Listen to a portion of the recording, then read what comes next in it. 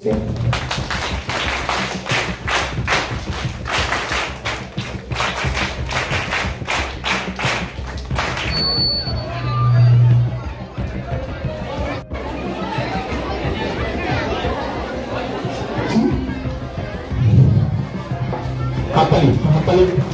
মাধ্যমে আজকের অনুষ্ঠানে শুরু।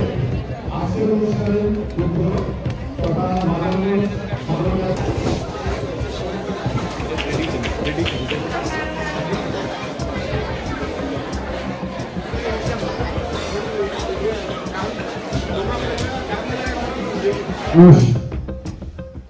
ভারতীয় হয়েও আমেরিকা থাকে, উনি নিজেকে ভারতীয় বলে গর্ববোধ করেন।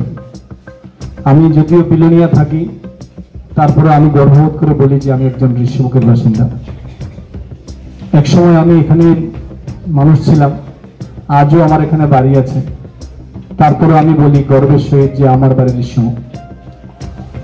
আজকের এই একটি সুন্দর অনুষ্ঠানে আমাকে প্রধান শিক্ষক মহাশয়ের কাছে আমি যখন প্রস্তাব দিলাম যে আমার বাবার স্মৃতিতে এখানে স্কলারশিপ আমি চালু করতে চাই, দীর্ঘ 2 মাস ব্যাপী সেই কথাবার্তা আমাদের মধ্যে চলছিল।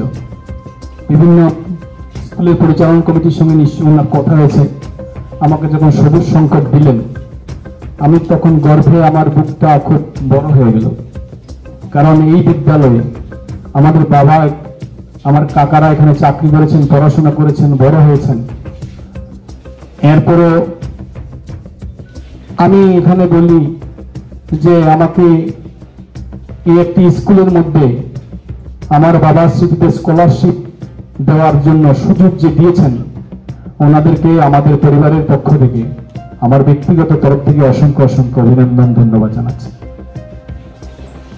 প্রতিটি বিদ্যালয়ে আজকে প্রতিযোগিতা চলছে। প্রত্যেকটা মুহূর্ত এক একটা নাম্বারের জন্য, একদম খুব মিনিমাম নাম্বার, তার সেখানে প্রতিযোগিতা সেখানে চলছে। স্বাভাবিকভাবেই আমার বাবা একজন হেডমাস্টার ছিলেন, কাকারও স্কুলের টিচার ছিলেন, এখানে এদের বাড়ি, এখানে এরা বড় হয়েছেন। আমরা চাই অন্ততপক্ষে বাবাকে স্কুলের মধ্যে প্রাণবন্ত করে রাখার জন্য। কারণ কি,